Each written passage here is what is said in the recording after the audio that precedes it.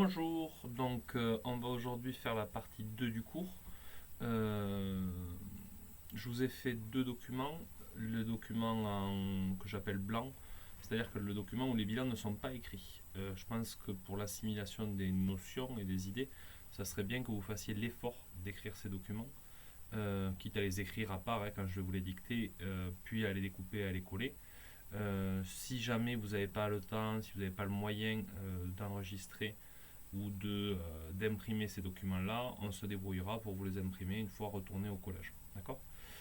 Donc vous les aurez en version PDF. J'espère que vous avez bien téléchargé le logiciel qui permet gratuitement de lire les PDF. J'ai fait une petite correction sur les fautes d'orthographe qu'il y avait sur l'activité 1 et sur l'activité 2, sur le cours 1 et le cours 2. Voilà, donc sans plus attendre, on avance. La fonction de nutrition chez les végétaux. Donc c'est la deuxième partie du chapitre.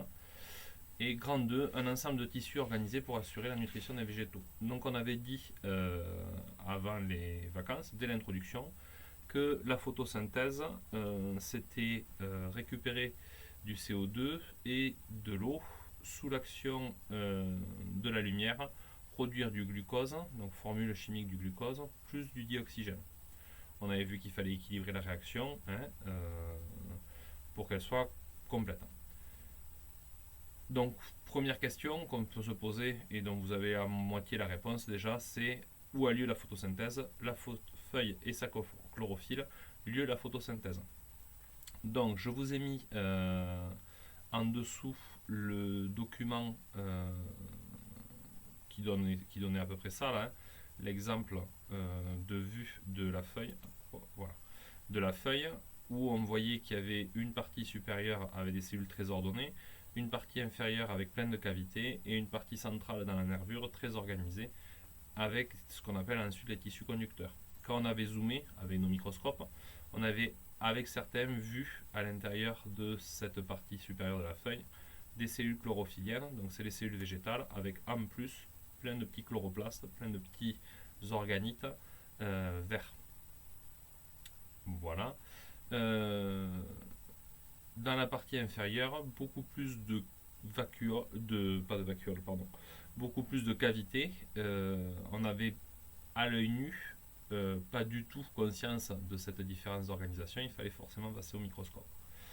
Donc, pour ce qui est des creux, hop, je vais vous mettre le début du bilan et je vais vous le dicter. Donc là aussi, vous faites en fonction de vos capacités, à votre rythme, avec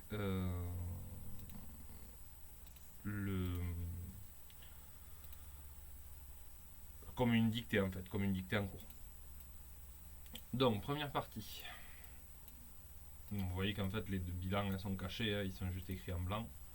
Première partie, la couche supérieure est constituée de cellules végétales bien organisées où l'on retrouve des noyaux mais aussi de nombreux chloroplastes. Ces organites vont, grâce à l'énergie lumineuse, synthétiser de la manière organique sous forme de sucre et d'amidon.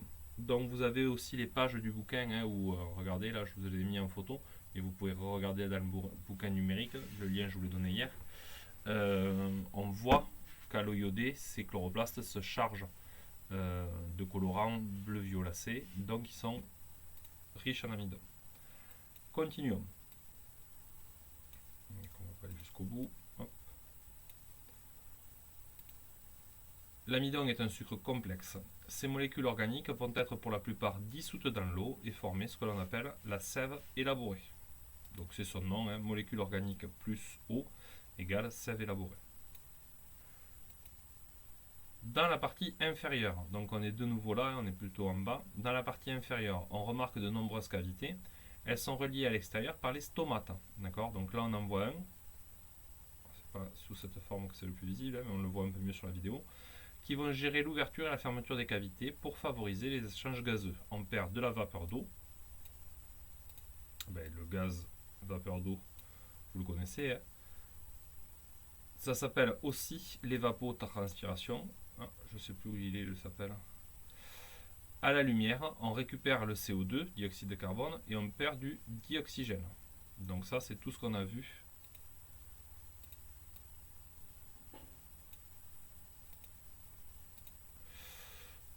Quand il n'y a pas de lumière, bien évidemment, hein, que la plante ne s'arrête pas de fonctionner. Quand il n'y a pas de lumière, la plante respire. Donc on inverse, on rejette du CO2 et on capte du dioxygène. Vous avez la vidéo des stomates juste en dessous.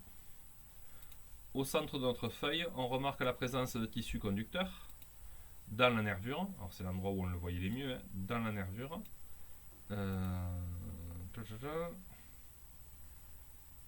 La feuille est la zone spécialisée dans la synthèse de matière organique. C'est dans cet organe qu'a lieu la photosynthèse. Donc vous voyez que c'est un organe où il y a en fait trois parties, trois sous-parties, et que dans chaque sous-partie, on va avoir des formes différentes, donc ce qui nous refait notre lien structure égale fonction. Continuons.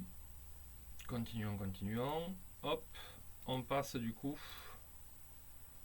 Je vous ai mis en violet là pour aller plus loin. Donc toutes ces petites parties violettes là dans le cours, on les réutilisera la semaine prochaine pour vérifier, pour faire l'étape de remédiation, pour vérifier si vous avez bien compris le cours avant de passer en mode évaluation. Donc dans notre réaction du départ, si on récupère le CO2, qu'on arrive à évacuer le dioxygène et qu'on fabrique du glucose, ben vous le voyez, il ne nous manque plus que l'eau. D'accord ? Donc la problématique suivante, c'est comment se fournir en eau. L'absorption racinaire assure l'approvisionnement en eau et en sels minéraux. Donc je vous ai remis la petite vidéo sur YouTube où on voit les différentes parties de la racine. Alors nous on avait fait une coupe transversale, hein, pas longitudinale. Vous voyez que quand on l'observe de l'extérieur, on voit bien que cette zone pilifère, d'accord, c'est l'endroit où il y a ces cellules très très longues et très très fines qu'on appelle des poils absorbants. Et du coup, vous allez pouvoir très simplement vous rendre compte que dans ces cellules qu'on appelle poils absorbants, l'eau va pouvoir diffuser. Hop, je vous le mets en vert. La racine des végétaux va permettre de se fixer dans le sol, mais aussi de récupérer au niveau des cellules spécialisées l'eau et les sels minéraux qui sont dissous à l'intérieur. L'absorption de la racine est maximale dans la zone pilifère, où il y a de très nombreux poils absorbants. Donc ce sont les cellules spécialisées. Il se forme alors ce que l'on nomme la sève brute, eau et sels minéraux. Elle va pouvoir entrer dans les vaisseaux conducteurs présents dans la racine. Là de nouveau, pour aller un peu plus loin, vous avez un petit document. Alors vous les avez dans le livre, hein. Regardez, je vous ai mis la page, donc vous avez le lien pour le livre numérique, je vous rappelle, dans ce qu'on va réaliser là, le premier document, semaine 2. Comment relier la feuille à la racine? Bah, c'est tout simple, hein. Si vous faites la photosynthèse en haut et que vous avez l'eau en bas, il va falloir établir un mode de communication entre les deux. Des vaisseaux conducteurs pour relier toutes les parties.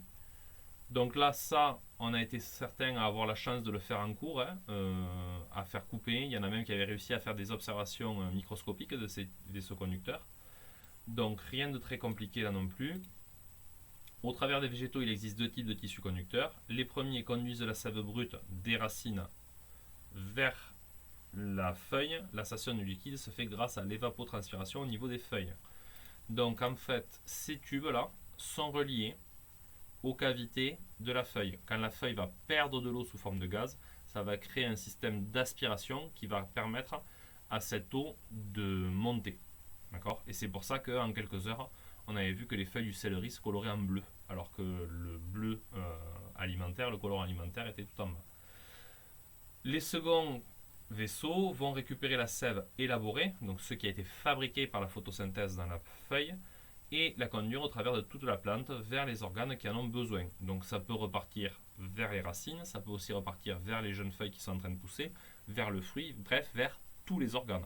Donc il y a une double circulation dans les deux sens. Quand vous serez un peu plus grand, vous apprendrez le nom des tissus qui font cette double circulation. Que devient la matière organique? Donc la matière organique qu'on fabrique à la sortie de la photosynthèse, c'est tout simple, c'est une molécule de glucose. Donc le glucose, c'est un sucre. Ce sucre, alors très souvent on le trouve sous forme cyclique, et cette molécule, quand vous faites votre petit modèle moléculaire en physique-chimie là, avec les sphères d'oxygène, de carbone, etc., le C6 ajoute aussi, il a un squelette qui est hexagonal. Et chose assez importante, c'est que ces chaînes de glucose peuvent se fixer, les molécules de glucose peuvent se fixer les unes aux autres, entre elles. Et en fait, vous allez avoir un hexagone qui s'accroche à notre hexagone, etc., etc., etc., etc., et qui peut former ce qu'on appelle un polymère, donc plusieurs petites molécules accrochées les unes aux autres, de plusieurs centaines, voire milliers d'unités.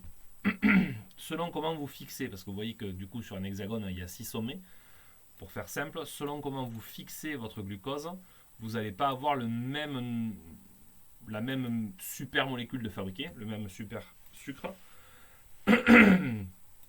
Donc, selon l'organisation des molécules de glucose et comment elles se lient les unes aux autres, on forme soit de l'amidon, sucre de réserve observé dans la pomme de terre, soit de la cellulose, c'est le sucre qui forme le tronc des arbres. Donc vous comprenez mieux pourquoi on peut dire que les végétaux stockent du carbone. Chaque unité de glucose, c'est 6 atomes de carbone, et quand on va fabriquer de l'amidon, on va fabriquer 500 minimum molécules de glucose accrochées les unes aux autres. Pareil pour la cellulose. Donc quand vous regardez un tronc d'arbre, vous regardez en fait un énorme stock de carbone. Je vous ai mis en dessous le schéma bilan. Alors j'ai fait exprès de mettre en blanc, là on va rajouter des couleurs au fur et à mesure qu'il va se remplir. J'espère que vous allez bien, respectez bien les règles de confinement, que cette épidémie dure le moins longtemps possible. Et à très bientôt en cours. Je fais une autre vidéo là pour le schéma bilan. Merci.